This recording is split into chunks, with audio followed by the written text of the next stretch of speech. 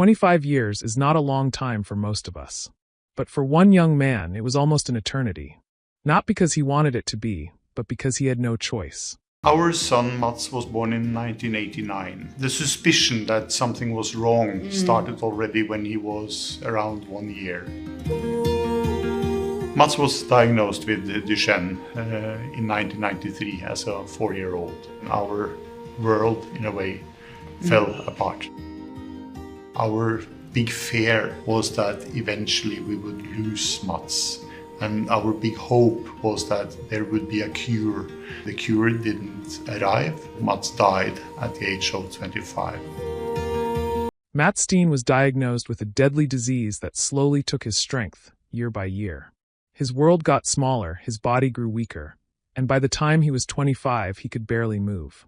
But what if I told you that, despite his condition, he lived a life more fulfilling than most people ever will, and that he left behind a legacy so powerful, it changed the way his own parents saw him? This is the story of Ibelin. Mats Steen was born with Duchenne muscular dystrophy, a condition that progressively weakens the muscles. By the age of 8, he was wheelchair-bound. By the time he was 25, his body was shutting down entirely. To the outside world, Mats was seen as just another person with a tragic fate. What they didn't know, however, was that he had another life. A second life. And in that life, he wasn't weak. He wasn't confined. He was free. Mats spent most of his days inside his home, but that was only in the real world. Online, in the virtual world of World of Warcraft, he was known as Ibelin. And this was where his true story began. For 10 years, Ibelin roamed the world of Azeroth alongside his guild, Starlight. They weren't just some group of random players. This was his second family. They fought shoulder to shoulder, explored vast landscapes, conquered dungeons, and forged connections deeper than pixels on a screen. But more than anything, Ibelin was there for people.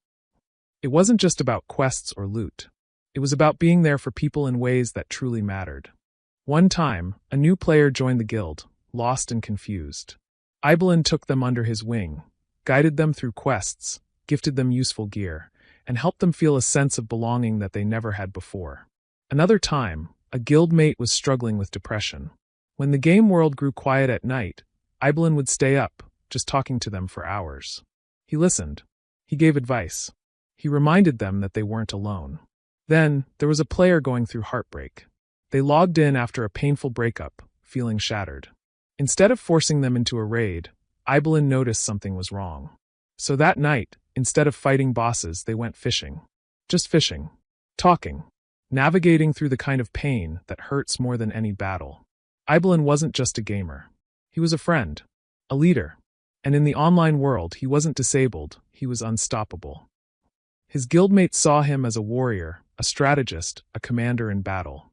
When they fought in Wintergrasp, he led the charge. When they strategized raids, he was the one giving the orders. Despite never actually meeting him, every single one of them felt his presence in ways that words cannot describe. To them, he was fearless. But behind the screen, Mats knew the truth. His body was failing. His time was running out. And here's the part that destroys me the most. He never told his guildmates about his condition. Not once. Because to him, he wasn't the disabled guy in a wheelchair.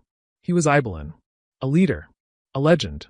And that's how he wanted to be remembered.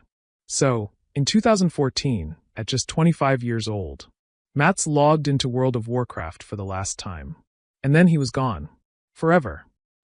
After he passed away, his parents thought he had spent his life alone. They believed his existence had been small, confined to 4 walls and a screen.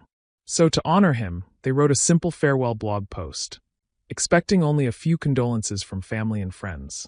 But then something unbelievable happened. It seemed like Mats had a very limited life.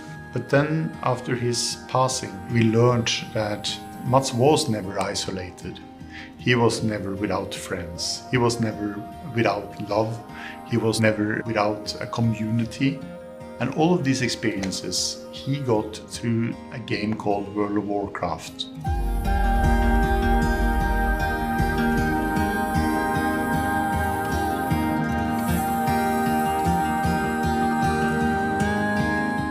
He found an alternative way of living his life in spite of his condition. Mats Steen's family were flabbergasted. They'd only just started grieving their dead son when dozens of unexpected messages started flooding in. Mats was a real friend to me.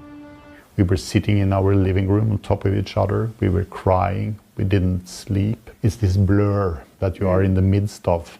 And then comes these messages, long stories from people in Denmark, Britain, Spain, France, telling about the relationship. Deep relationship and deep stuff towards Mats. And we had no idea. Messages started pouring in, not just from a few people, from hundreds, then thousands. They weren't condolences. They were stories. Stories of how Ibelin changed lives. Of the woman he helped through depression. Of the man he comforted through heartbreak. Of the friends he lifted when they were at their lowest point. Hundreds of complete strangers grieved for him, because to them, Ibelin wasn't just another player. He was their light in the darkness. His parents had spent years thinking their son was alone. But in reality, he had lived a grand adventure.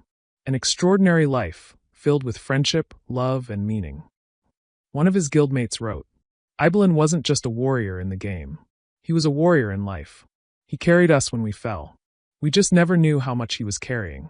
Mats never left his home, but he traveled further than most people ever will. Because a meaningful life isn't measured by what you own or where you go. It's measured by the lives you touch. And Ibelin touched thousands. Before he passed, Mats wrote something. A final message. One that would define his legacy forever. He said, I am not just a disabled person. I am Ibelin. And that is how he will be remembered. His story became known as the remarkable life of Ibelin. It moved millions of people. And honestly, it moved me too. Because I understand it. I spent years as a gamer, building friendships that lasted a lifetime in the digital world. So I know firsthand that the connections we make online are just as real as any in the physical world. Some might scoff at that, but those who've been there, they know. And that's why this story had to be told. If there's one thing we can learn from Matt's story, it's this. A life well lived isn't about physical limitations. It's about impact. And whether you do it online or offline, what truly matters is how you make others feel. If this story touched you, share it. Let more people know that kindness, courage, and human connection can exist anywhere, even in a game. If you enjoyed this video, make sure to like and subscribe for more stories like this. And as always, I'll see you in the next one. Peace.